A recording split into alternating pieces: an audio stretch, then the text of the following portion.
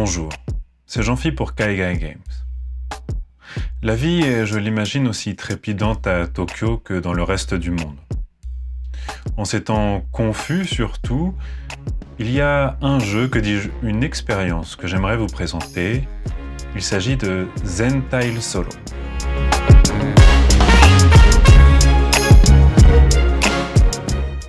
Zen-Tile Solo est un petit jeu, légèrement plus grand qu'une carte de visite. Le jeu a été développé à Echizen, dans la préfecture de Fukui, par un dénommé Kawaguchi Yoichiro et avec au design Miki Ai. Comme le nom l'indique, il s'agit d'une expérience à un joueur, d'une durée d'approximativement 5 minutes. Il est conseillé à partir de 12 ans.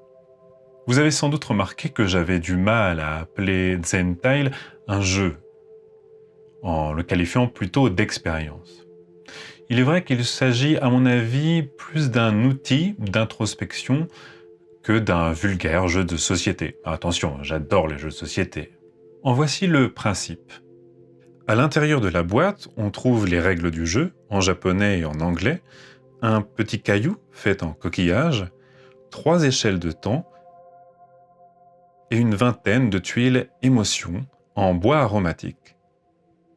On place les 3 échelles de temps de manière à ce que les chiffres se suivent.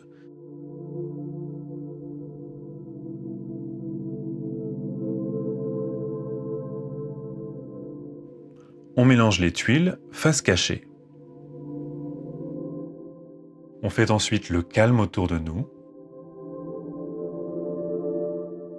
pour pouvoir se plonger en nous-mêmes.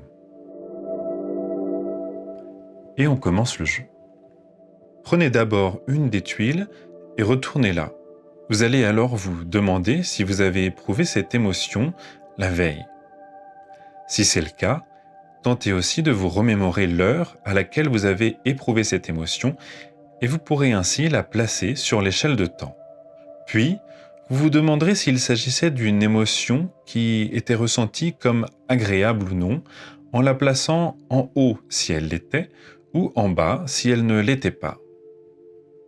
Si vous pensez ne pas avoir éprouvé l'émotion indiquée, vous pouvez la placer sur le côté, comme ceci.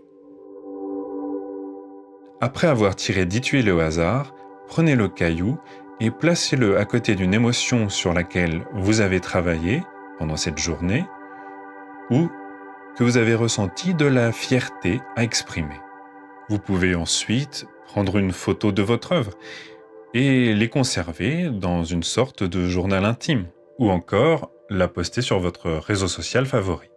Après avoir fait quelques progrès, vous pourrez tenter d'évaluer le degré de l'émotion ressentie en la plaçant plus ou moins haut par rapport à l'échelle de temps. Vous pourrez encore alterner en piochant l'intégralité des tuiles et non les 10 conseillées au départ. Je trouve que cette expérience ludique peut s'assimiler à de la méditation.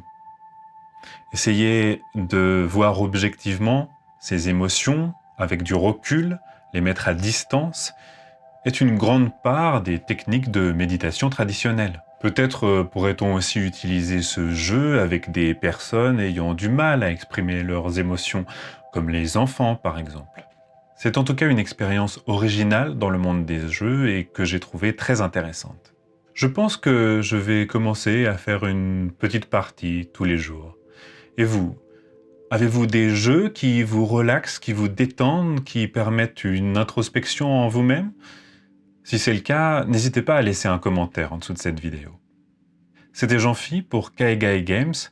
N'oubliez pas de souscrire à la chaîne si ça vous intéresse et de cliquer sur le pouce en l'air si vous avez aimé cette vidéo ou 2 fois sur le pouce baissé si vous ne l'avez pas aimé. Au revoir et bon jeu.